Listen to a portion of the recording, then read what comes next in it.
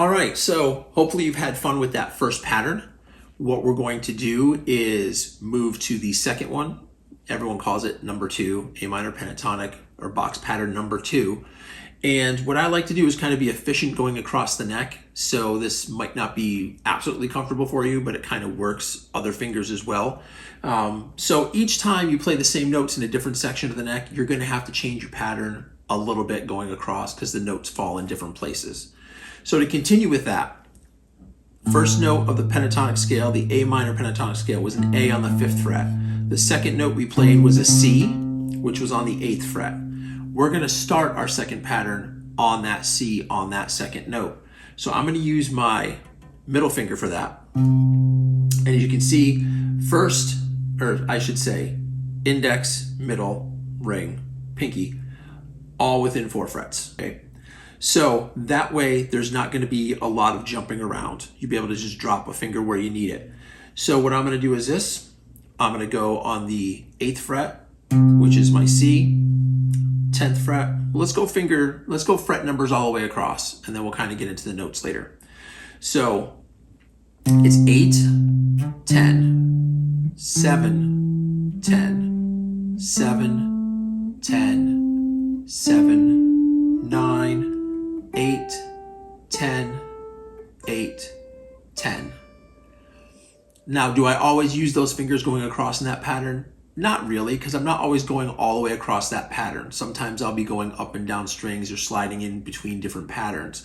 But to just play it across and keep it kind of efficient and start to work your second finger and especially your pinky a little bit, it kind of helps. So again, we've already done the 1 octave. We're going the 2 octaves plus an extra note if need be. So here's our C, and then we go to our D, and then our E, and then our G, then our A, then back to our C, then a D, then an E, then a G, then an A, then a C, then a D. So all the same notes. We're always going to kind of go 1 extra because we're playing 2 per string, but this time we started on C, ended on C. So the second note of the scale. So I'll play that across.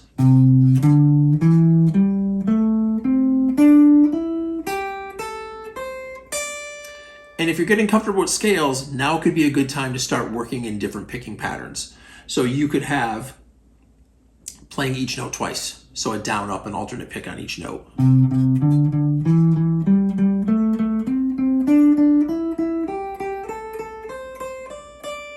Or you could try to play, maybe you could try to play groups of 3 if you want to. So that way,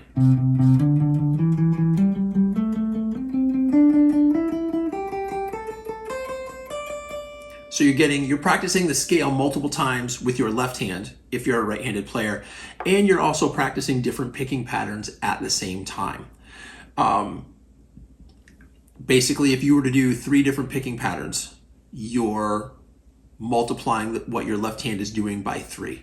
Learning this on another string. Second pattern, let's go with the second string. So second string is a B string. It's tuned to B.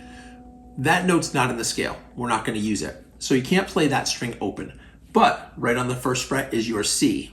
Knowing your notes on the 1st fret, and you can follow along because there's a PDF for this as well.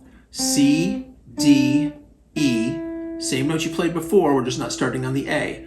Once you get to the E, we're jumping up to the G, A, back to C. So we're trying to take that at least 1 octave for now. If you want to go further past the 12th fret, you can, but that's still a lot of real estate to like play things that you want to play. So C is on the 1st fret, 2nd string. D is on the 3rd fret. E is on the 5th fret. G, we're going to jump up to the 7th fret. Sorry, 8th fret. After your G is your A on the 10th fret, and then C is on the 13th fret.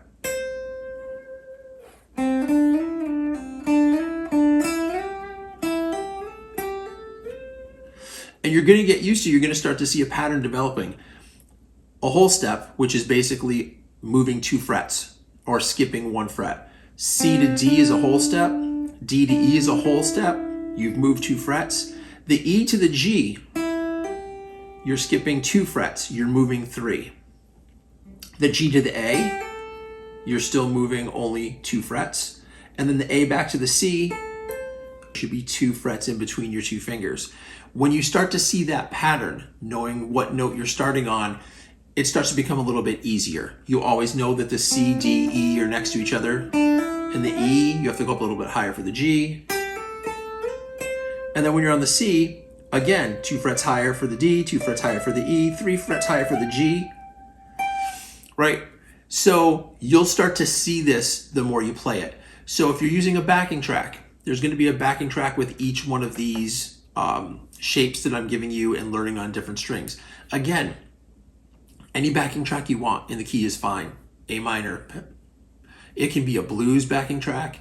It can be kind of like a neo-soul backing track. Something with a simple chord progression, maybe something that repeats over and over again so you can hear what these notes sound like against the chords. So again, I'll go through the second pattern. This is just learning your patterns. That's all these videos are for right now. So let's go with fret numbers. So we're going to say 8, 10, 7, 10, 7, 10 on the next string, 7, 9, 8, 10, 8, 10, and reverse or descending, 10, 8, 10, 8, 9, 7, 10, 7, 10, 7, 10, 8. Then on the second string, first fret is C, D, E, G, A, C. We'll go up higher again. C goes up to D, D goes up to E.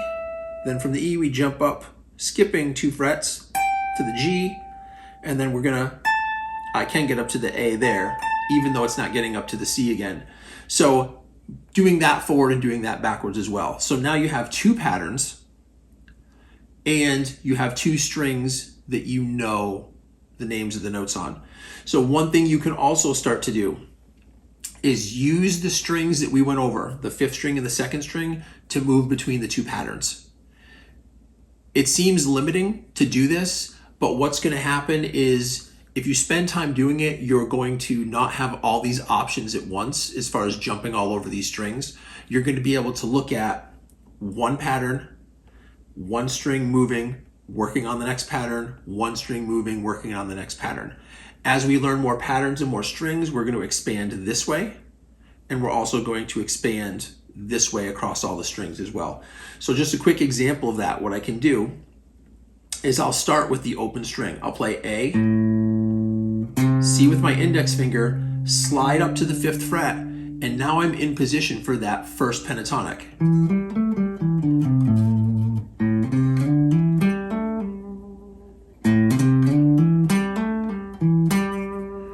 I'm going to take this all the way across up to that 2nd string, and then I'll use that 2nd string to go up to the 2nd pattern.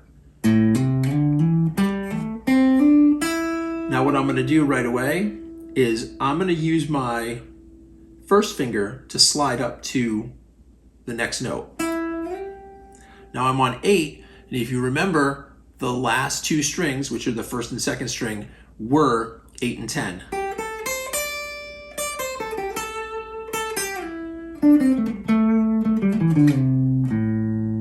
So you can start moving a little bit, like I said before.